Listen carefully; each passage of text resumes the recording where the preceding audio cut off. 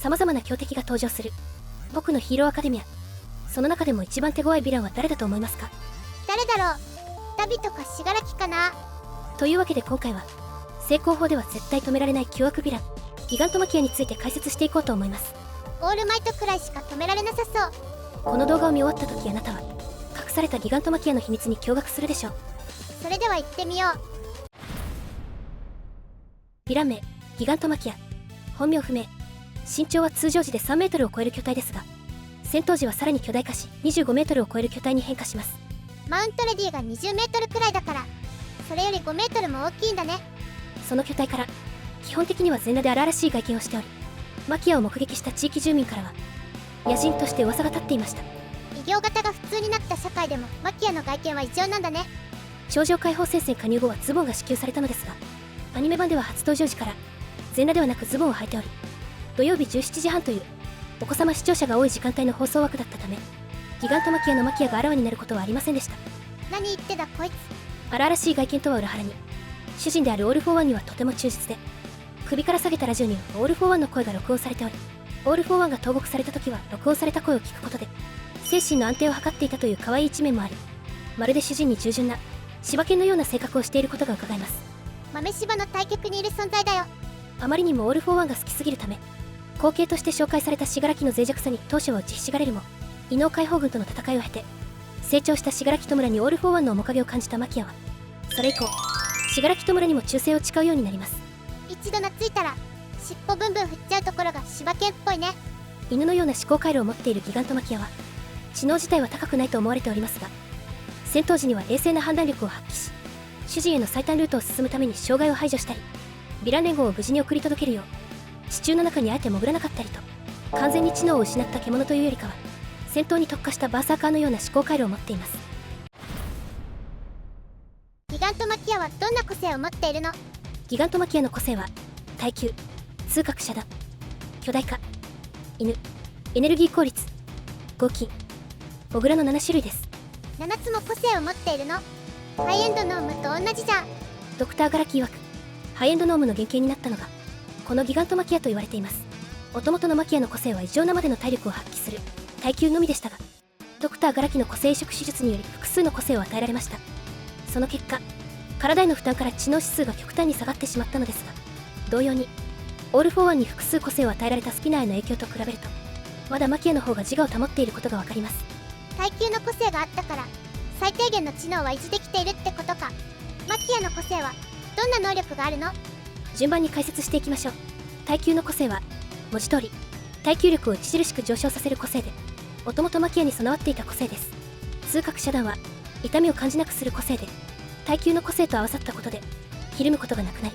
死ぬまで行動することが可能です。巨大化の個性は興奮することで体を最大25メートルまで巨大化させることができる個性です。ちなみに痛覚遮断や巨大化の個性は訓練すればマウントレディみたいに本人の意思でコントロールすることができるけど、知能が下がっているマキアは調整ができないから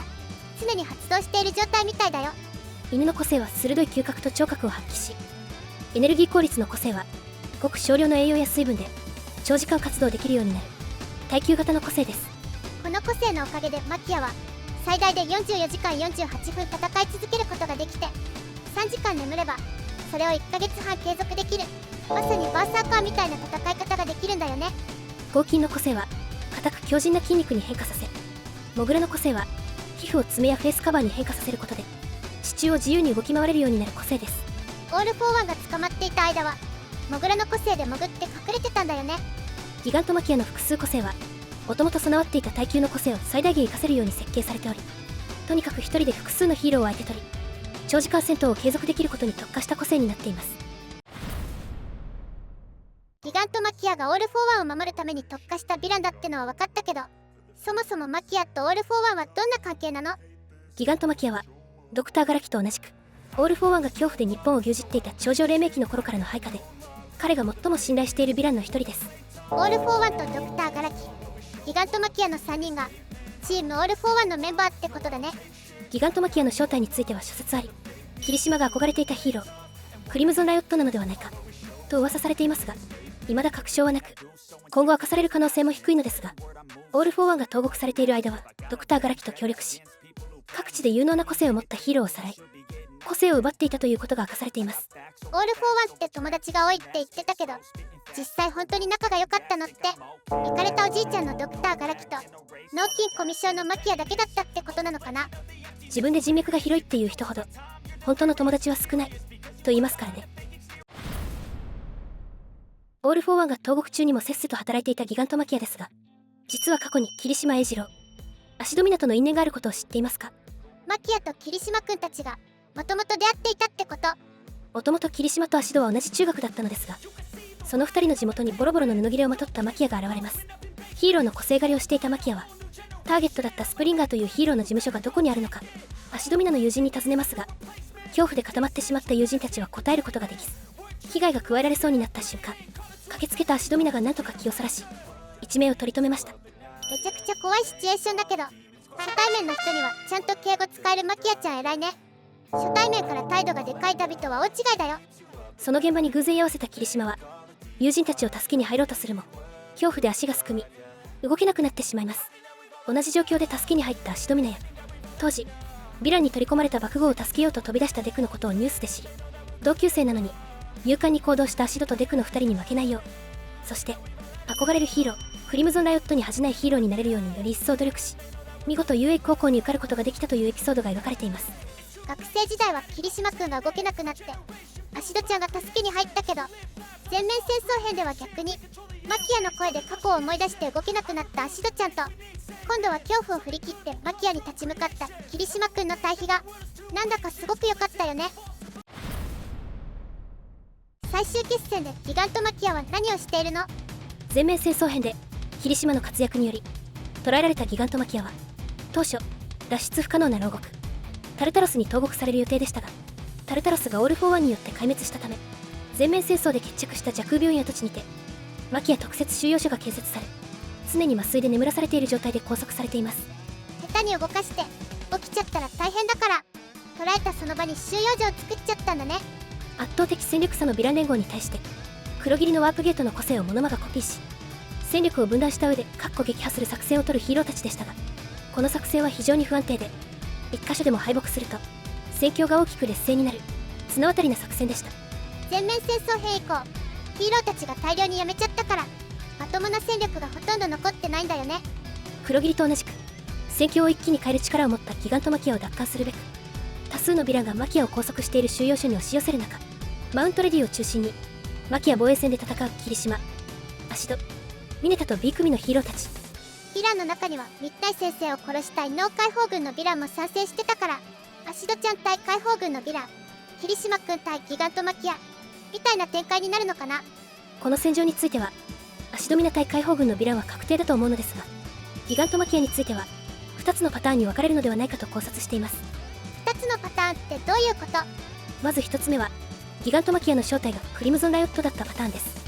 巷で噂されてる考察が当たっていたパターンだね。もしマキアの正体がクリムゾンライオットだった場合、霧島とマキアのマッチアップは確実でしょう。それはどういうこと？ポイントはギガントマキアが巨大化した状態で戦うか否かという点です。もしギガントマキアがヴィランによって奪還され巨大化した状態で解き放たれたとしたら、霧島一人の力ではどうすることもできないでしょう。確かにマウントレディでも投げ飛ばされちゃってたから、放火の個性だけじゃどうしようもないよね。ギガントマキアに対してはミッドナイトの眠りがやヤオモモの麻酔薬のような状態異常を引き起こす個性や手段が必須なのですが、霧島の効果の個性ではどちらも不可能です。かといって体格差がありすぎるため、いくら霧島が攻撃したとしてもマキアに致命傷を負わせることはできないでしょう。確かにそうだね。じゃあどうやって霧島くんはマキアに勝つのさ？考えられるとしたらマキアが巨大化せずに戦うパターンです。そんな状況ありえるの？この考察はもしギガントマキアの正体がクリムゾンライオットだったらという仮説込みの考察になります。ギガントマキアは改造手術を受けているため知能が著しく下がっていますが、黒霧が白雲オボロの人格を相沢の呼びかけによって一瞬取り戻したように、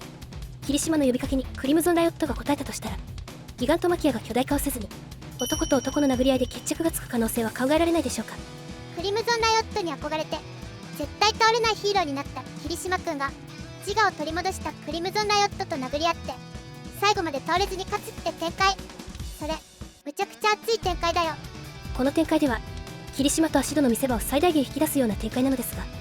個人的にはもう一つの説の方が可能性は高いと思っています。もう一つの説ってどういうこと？それは巨大化し暴走したマキアをマウントレディ、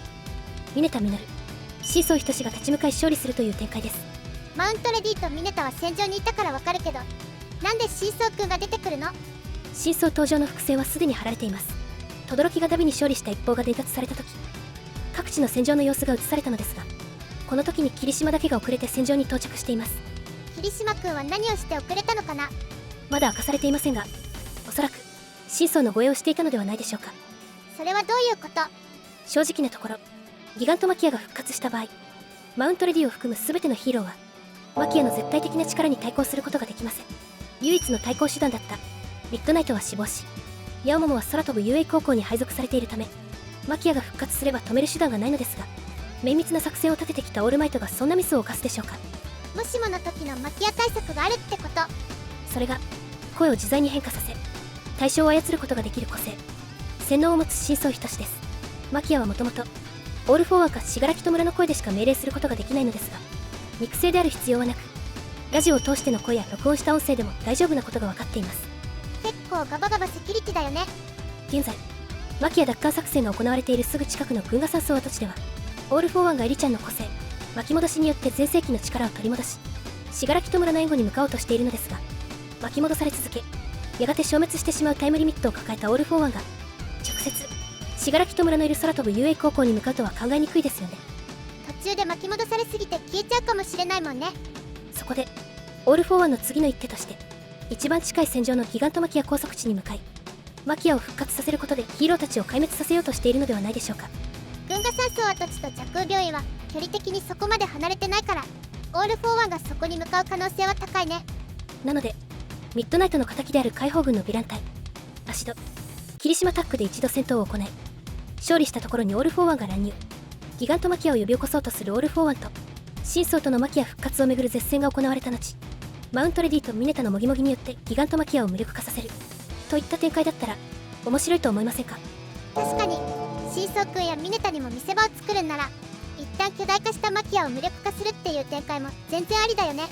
いろいろと考察してみましたが、堀越先生は私たちの想像を超える神展開を見せてくれると思うので、今後の展開が楽しみですね。ということで今回はギガントマキアについて解説してきましたが、いかがでしたでしょうか？ギガントマキアの過去とかも深掘りしてほしいよね。この動画が1000いいねを超えたら、ギガントマキアを生み出したマッドサイエンティストドクターガラキの解説動画も作成するので、いいねとチャンネル登録よろしくお願いします。ある理由で大炎上して集英社と堀越先生が謝罪したあの件についても詳しく解説していくよ。それでは次回の動画でお会いしましょう。キルスウルトラ。